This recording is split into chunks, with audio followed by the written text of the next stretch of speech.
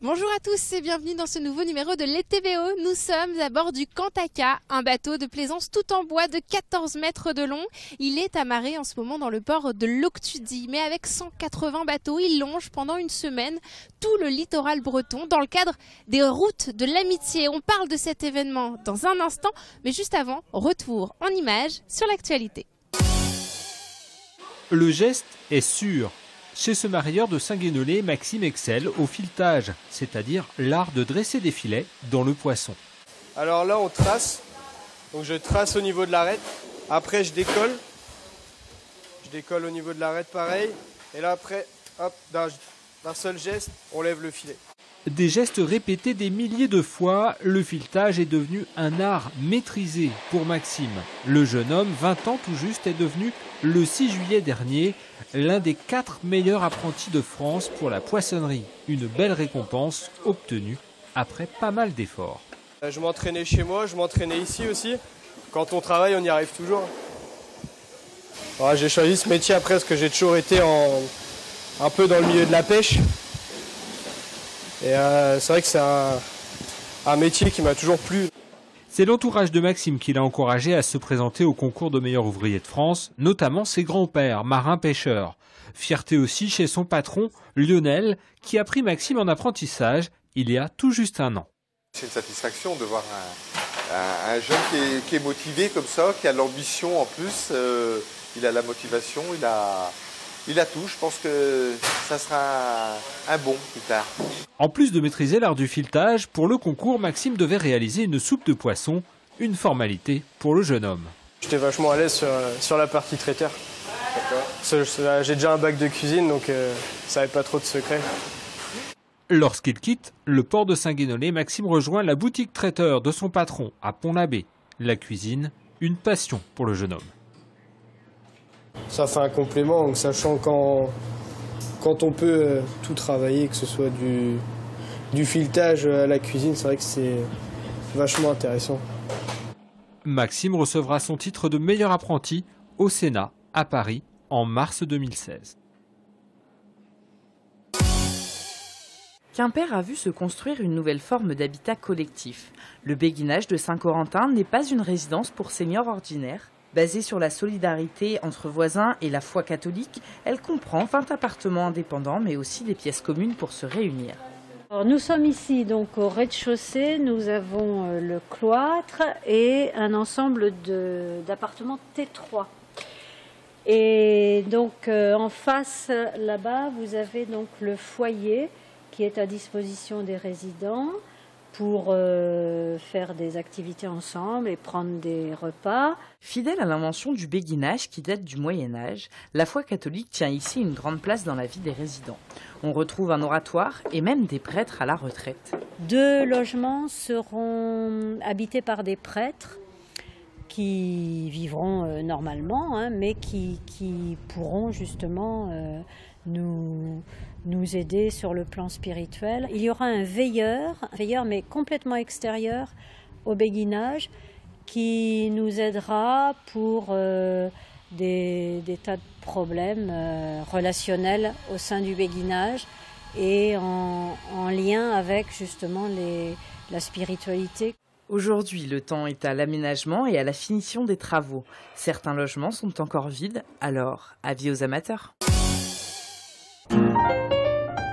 Lorient en croquis, c'est ce que propose de découvrir l'exposition des archives de la ville à l'hôtel Gabriel, une exposition largement consacrée aux années 50, années de reconstruction, l'occasion de mettre en valeur la variété architecturale de cette période sous une forme peu exploitée. Les croquis, ça permet aussi de mieux comprendre la ville. Le dessin permet de travailler sur un point précis et donc de montrer quelque chose de manière différente que la photo ou le témoignage oral.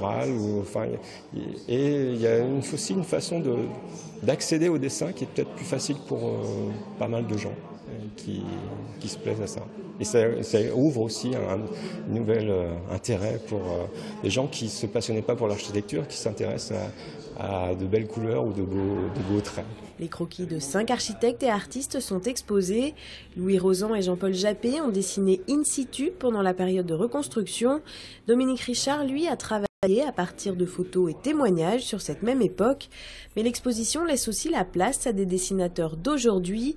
Thierry Leclerc et Youn Locard dessinent l'Orient des années 2010. On parle de la ville des années 50, que ville reconstruite, elle est figée dans le temps, et en fait on s'aperçoit qu'en la dessinant encore actuellement, il y a cette évolution de l'architecture, du mode de vie qui se perçoit. Donc avoir un point de vue d'un dessinateur actuel montrant la ville, ça permet de montrer ce Lorient dans le cours du temps. Donc on a un peu tout l'ensemble et montrer vraiment que l'Orient n'est pas à ce point-là figé dans une période reconstruite, mais que c'est une ville encore vivante et qui se renouvelle au fur et à mesure. Cette exposition fait écho à une deuxième située au rez-de-chaussée de l'hôtel Gabriel. Celle-ci donne à voir la reconstruction en photo cette fois.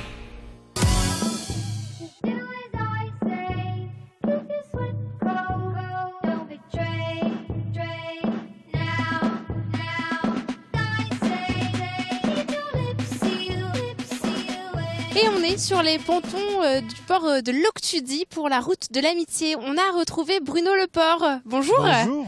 Alors c'est vous le responsable de ce grand rassemblement de bateaux tout autour de nous? Eh oui, c'est de votre faute. C'est de ma faute, oui, si on veut comme ça, c'est de la faute d'une bande d'équipe. Si on est une équipe de à peu près 250 bénévoles pour cette manifestation, un staff de 50 personnes et aussi, comme vous dites, tous ces bateaux, 180 bateaux qui participent à cette route de l'amitié. Et alors justement, quels sont les bateaux que l'on peut voir ici aujourd'hui à Loctudy et pendant toute cette route de l'amitié? Alors, c'est l'idée de la manifestation elle-même, c'est-à-dire que vous avez des bateaux de la Belle Plaisance, c'est comme ce merveilleux bateau qui est plan Cornu qui est derrière nous.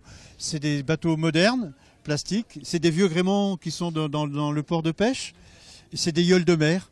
Tous ces gens-là naviguent ensemble pendant une semaine et s'échangent même les équipages. Pourquoi est-ce que vous avez voulu rassembler comme ça plus de 180 bateaux ensemble? Voilà, ça fait 9 ans que c'est la 9e édition. Qu'est-ce qui vous anime derrière ce projet? Alors, je le dis souvent, comme je l'ai dit tout à l'heure au briefing, c'est l'amitié, la convivialité, l'esprit maritime, c'est le partage et la solidarité.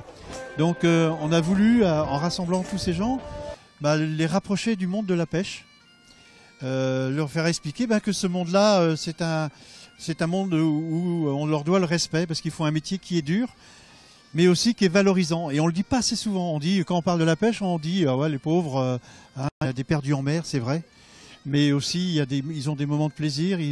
Rapporter leur butin sur leur bateau, c'est quelque chose d'important. Et c'est un métier qui demande à être valorisé parce que si c'est un métier où on gagne bien sa vie et on le dit pas assez. Vous êtes parti d'Audierne. Oui. Là, on est à Loctudy, oui. Mais ça va continuer. Concarneau, Groix, c'est ça? Oui, voilà. Toujours des ports avec une forte consonance avec une histoire sur la pêche. Donc, oui, comme vous dites, il y a Audierne, Loctudy, Concarneau, Groix, l'île de Groix. Groix, ça sera mercredi. Ouais, Concarneau, mardi. Ouais, voilà. Et puis après, on part sur Le Bonneau, dans le golfe du Morbihan, pour rejoindre la Trinité-sur-Mer et finir au Palais à Belle-Île. De belles étapes alors. De très belles étapes. Et est-ce que vous avez un petit préféré parmi ces bateaux, qui a votre préférence parmi tous ces bateaux? Je peux pas le dire parce que si je le dis, je me mets 179 bateaux à dos, donc je me permettrai pas de le dire. Mon préféré, c'est mon bateau. C'est le vôtre? Oui, c'est normal. C'est quoi votre bateau? C'est Icar, c'est un Cap Nord construit en 1959. Eh ben merci beaucoup Bruno Leport de nous avoir fait partager votre passion pour ces vieux bateaux. Des bateaux que l'on va découvrir dans un instant. On va monter à bord pour rencontrer les équipages qui font cette route de l'amitié. On y va.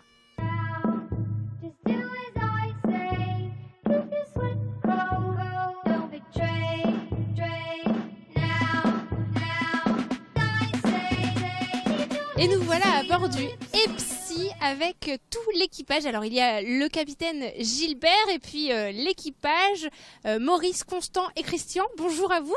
Bonjour. Merci de nous accueillir sur votre bateau. C'est votre bateau, hein? Oui, c'est le mien, oui. C'est vous. Qu'est-ce que c'est ce bateau d'ailleurs? C'est un Sun Odyssey 36-2, un bateau de croisière. Un bateau de croisière. Pourquoi est-ce que vous participez à cette route de l'amitié? C'est votre deuxième participation, je crois. Oui, exactement. Oui, c'est notre deuxième participation. On a déjà participé il y a 2 ans. Et on participe à la route de l'amitié parce que c'est sympa, c'est le moyen de rencontrer des gens, des équipages qui viennent de ports différents d'une autre. Maurice, dites-nous, ça va la navigation, c'est bien? C'est formidable. Le plaisir, c'est de naviguer avec les amis. Puis c'est tout sympa de se retrouver entre nous. On se connaît bien déjà, donc. Voilà. La route de l'amitié porte bien son nom.